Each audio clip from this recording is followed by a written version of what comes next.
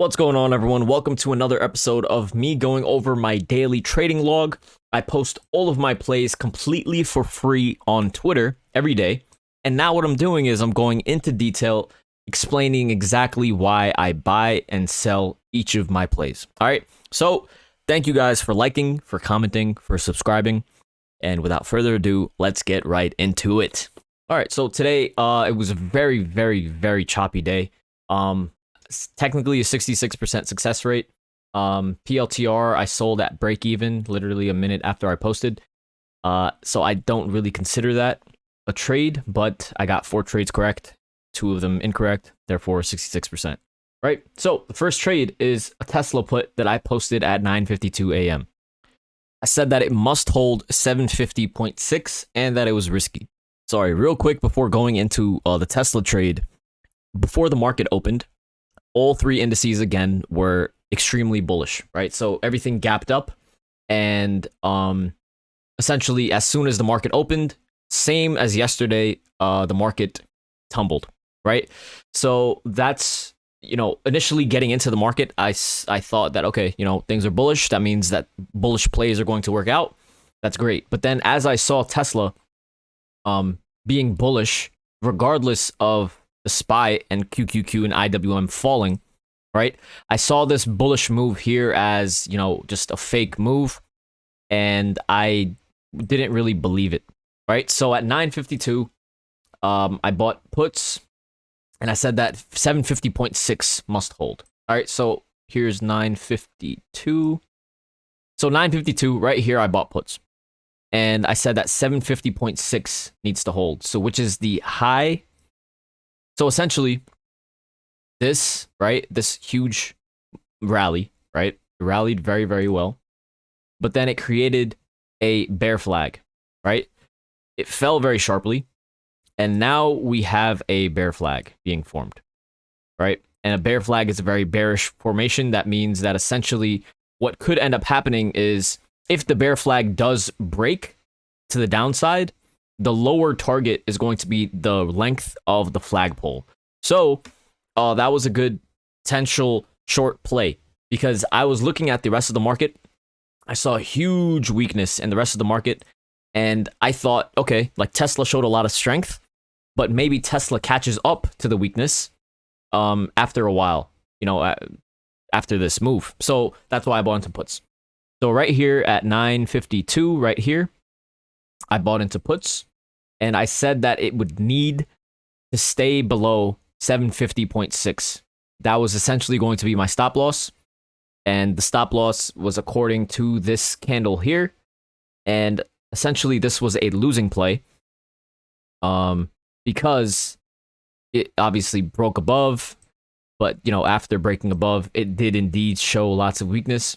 I just mistimed the play, and that is completely okay. The reason, another reason why, it was because we were extremely oversold, and then became overbought essentially on the MACD without really crossing over many levels of resistance, right? So I saw that as a warning signal. That coupled in with what the SPY, the NASDAQ, and IWM were doing as all warning signals, and especially with a good potential short-term play to the downside, which was the bear flag, but didn't work out. So we moved on to the next play, and I said that, I'm selling it essentially if it breaks this level, and it did. So we sold for a 3% loss, which is not too bad, right? The next play, I timed this really well. So it was SPY calls. I posted this at 10:03 a.m. So here's a chart of the SPY, and I was looking at, just a complete onslaught into the open, right? There wasn't any good buying opportunities, and the one time I wanted to play something to the downside, it still went up, regardless of the entire market, going down. So I was just patient, and I was waiting for the SPY to make a reversal, right? So I posted at 10:03 that I was buying into calls, and what happened was I ended up seeing like very sharp movements to the downside, and I didn't want to buy over here. I didn't want to buy any calls over here, nor over here. I wanted to wait for a really big solid flush. And I found that with this candle here, and then the follow through flush with this candle here. So then, essentially, what I saw was a bit of a support being created here now, right? And let me go ahead and go to the tweet. So here's the tweet. I said that 445.20 needs to hold, but it was risky, right? Because essentially, I was buying into extreme weakness. The SPY had fallen almost 3 points, right? And it didn't look very good at all. So I said that it was risky, but 445.20 needed to hold. And the low of this candle is 445.24. I dropped the stop loss even lower to 445.20. And, you know, I took my chances and got into calls here. I posted this at 10:03, right? But I just, you know, I was entering the trade by 10:02, whatever. And this worked out really well. You can see that it, you know, this was a intermediary bottom. And for the next few minutes, it really rallied all the way up here. And then what I did was I sold it at 10:09 a.m. So right here, we made a big move, right? And I saw a weakness because we couldn't really cross above the 10:08 candle, nor could we cross above the resistance from the, you know, the big downward move. We couldn't cross any of these resistance levels. So I signaled that I was going to sell it. And another issue was that this was a very nice and big move, but the option price of the contract did not increase substantially compared to this very successful move, right? So that was another warning signal. So I just went ahead and sold, and yeah, that was a really good play for today. You can see that the RSI was extremely oversold, and it just like vomited even lower than it was earlier on in the day. Same thing with the MACD.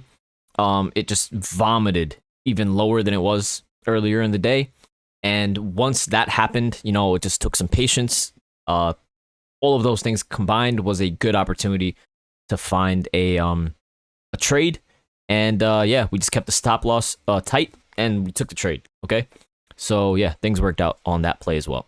So my next play was an AMC call. I posted this at 10:16 a.m. And I said that 50.40 needed to hold. All right, so let's go ahead and check out AMC at 10:16 a.m. Let's see where it is. Right here. So, once more, you know, I saw that there was like divergence between what AMC normally does and what the SPY was doing, right? So we found that, you know, the MACD was still oversold here, but the RSI was, you know, stagnant. So that is a warning signal, right? So if you've been watching my videos, when the RSI is just stagnant, that is a potential sign that it could move to the downside, right?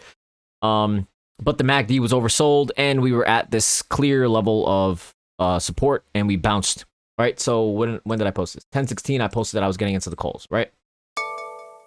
And right here, right, I was obviously getting into the calls earlier, but regardless, I posted at 10:16, and 50.50 needed to hold. And the reason for that is because that is the bottom level of these candles here, right? And, you know, it worked out because, you know, we did have a big pop, but this, you know, it didn't show as much of a increase in price compared to the move that it made. Very similar to the SPY, right? I posted the sell at 10:19, but you know, I filled at 10:18, and the reason why it took a bit longer is because I ended up, you know, typing an entire essay, and I need to just alert when I'm selling a bit faster. But essentially, you know, we caught the bottom here.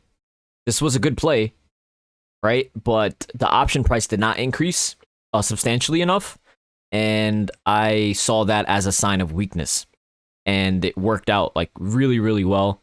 There was indeed lots of weakness, and we ended up falling. But this was a profitable play, not hugely profitable, right? But that is my mindset going into the trade. So my next trade was space. So I posted some space calls at 10:34, and I sold these very quickly because I didn't see enough movement. All right, so let's go ahead and check that out. So here's my space play posted at 10:34. I said that 24.77 needed to hold, and 24.77 is essentially okay. 10:34. All right, so I posted this right here, right? So 24.77 was essentially the lows right here, right? So my thought process going into this trade was, okay, this space was acting very bullish, right, the entire day. I wanted to wait for a bit of a pullback, right? So you can see a bull flag here. It worked out, you know, it continued on higher. Bull flag here, it worked out, continued on higher. So I wanted to wait for a pullback to find some sort of a decent level of support. And 24.77 was a good, decent level of support that, you know, started to hold pretty well. So I needed a quick movement because this was a fast mover all morning. And if this support level essentially did not hold, and this huge downward move coupled with the MACD being oversold, you know, the RSI bit stagnant, but the MACD was very oversold. And I saw that, you know, as a good opportunity to get into some sort of a call play to see if we can bounce. So, I posted it at 10:34, but then at 10:37, I said that I was selling because it was moving too slow. Okay? So, when we do set up, like, in a really good way for a potential bounce, right? Because this is a bear flag right here. This is potentially a bear flag, but usually bear flags test to at least the 38% level or the 50% level before they continue on going downward, right? So I still thought there was at least bound to be some sort of a bounce to, you know, these levels here, but that didn't even happen. So we were, you know, once entering the trade, we started just chopping around here. And I didn't feel comfortable with that chop at all. And I sold. The alert happened at 10:37, but I sold right, you know, right as we were, you know, falling right here. And then at, you know, the minute that I posted the alert, we started to really, really tumble. So that was my intuition behind why I wanted to sell it, because we didn't bounce high enough. And that was a very, very big warning signal to me for space. I got out at 57, but then, you know, the alert went out the minute that it started to fall, right? So, and regardless, I did say that, you know, 24.77 was going to be a level of support that needed to hold. And essentially, if it fell down below that level, you would sell, right? So, regardless, that was a trade and it just didn't work in our favor, but it was a high quality trade. The MACD was oversold. We found levels of support, and it was a fast mover. So, I mean, regardless, not every trade works in your favor. That's fine. My next play was NVIDIA calls. So I posted that at 11:35, and this play was really, really nice. So let's go ahead and check that out. So at 11:35, I said that 227.75 needed to hold. All right, so let's go to 11:35. 227.75 I said was the support level. Yeah, so essentially this level right here. So we didn't have a clear defined candle here, right? The low of this one is obviously 222.81. So I went a bit lower than that, and I went to the highs of these candles back here, which is essentially 222.75, right? You can see the highs over here. Right here, 222.75. So I said, okay, that would be the stop loss. If we break down below that, then we're out of the trade. Very similar to what we were doing on space and essentially every other trade, right? NVIDIA was doing really, really well, and AMD is also doing really, really well today, and they're both in the same sector. So I thought, you know, there might be some sort of a correlation today. Let me go ahead and see what happens with this, right? So 222.75 was support. I posted this at 11:35. I saw we were creating, you know, consolidating for multiple minutes, which is a good sign. We went out of, if you look at the MACD now, we overextended outside of the Bollinger Bands, right? We were extremely overbought, but then we worked off of the overbought with the MACD very, very well, and we fell not so sharply, but the MACD fell very sharply. So that is a good sign. And then we ended up creating a support level. And what happened to the MACD was we ended up becoming oversold as well. So multiple good things were happening here. So I went ahead and bought calls at 11:35, and obviously the next few minutes we skyrocketed all the way up here. But you know, went from 245 to 283. But I sold at 11:38 because we shot up very, very well, right? This was a very, very good move. Any other week, this should have been a 20 or maybe 30% move. But because there's so much sell pressure currently in the market, calls were not making as much money as they should have. Puts were actually making a lot more money today than calls.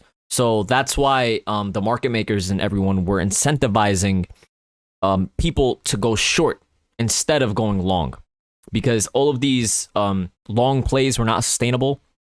And just overall, when the market is super, super, super bearish, call plays will not give as much profitability as they should, essentially, right? So this play worked out perfectly. It was a great play, but the increase in price was not there. So I sold. And, you know, we could have went up a bit more for the next few minutes. That's fine. But then we just started to consolidate. And by that point, I already got out. And overall, that was a very successful trade. Cool. The next trade we could go over, I guess we could go over PLTR at 11:44 a.m. and why I sold at 11:45. So I said PLTR needed to hold 26.44. And right here is when I posted the buy, right? 26.44 was this prior level of, you know, resistance over here. And that was a good point where I wanted to create some sort of a stop loss, right? So I wanted to keep it very, very tight. I also saw that PLTR was very, very bullish today. I wanted to wait for some sort of a correction, pullback, you know, and consolidation. And literally, we've been consolidating for quite some time, right? And 11:44 comes. I see that we have a level of defined support at, you know, this 26.44 level. And, you know, from here, even short term, like without looking at the rest of the chart, this is a bull flag. You know, we can see clear levels of resistance, support, everything was defined for us, right? So I got in, and the next minute I sold, because this setup and all of this consolidation should have propelled us into a very strong move to the upside. But I didn't feel that, you know, we were actually going to break to the upside, so I sold the next minute. And I, you know, when we don't see enough movement and speed in the upward movement, then that means that the, you know, it's lacking strength. And because we were lacking strength, I went ahead and sold in the next minute. And, you know, that's exactly what happened. We broke below 26.44, and we ended up testing and breaking down below all of these other supports, and things would have just gotten really, really, you know, bad. But I sold essentially a break even, and we didn't break down below the support. So that was just a dud of a trade, right? My next trade was NVIDIA. Also basically a dud, but I held this a bit longer. I posted this at 11:46. And also, like, very similar, there wasn't enough strength. And because there wasn't enough strength, also extremely similar to space, right? But NVIDIA also didn't show enough strength at 11:46. Let's go ahead and check that out. All right, so NVIDIA, I said that it needed to hold 223.60, right? So what we're looking at here is a bull flag and lots of consolidation. I posted the trade when 11:46. Okay, so Let's go ahead and check out 1146.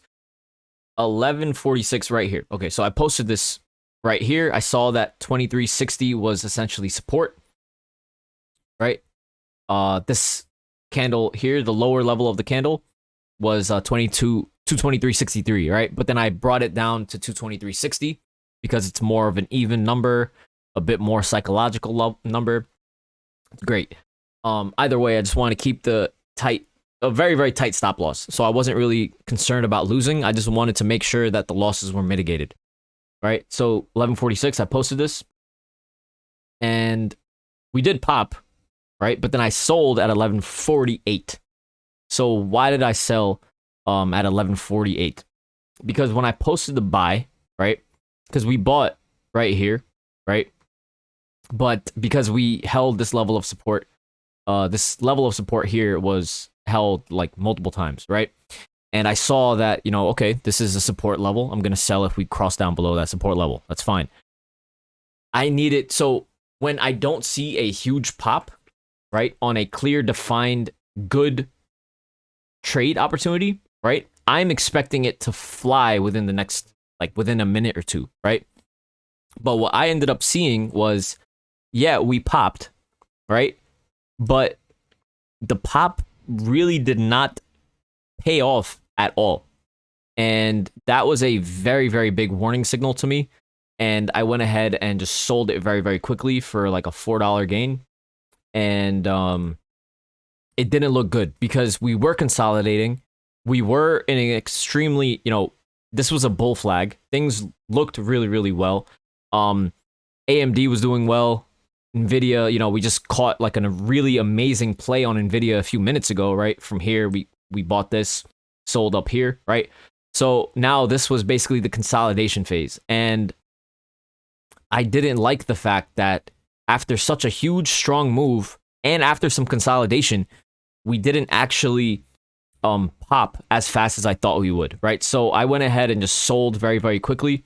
And that's, you know, it worked out because the next few minutes afterward, we really, really just like vomited, and we would have broke down below these stop losses and we would have lost a lot more money, right? So, we just saved time, saved energy.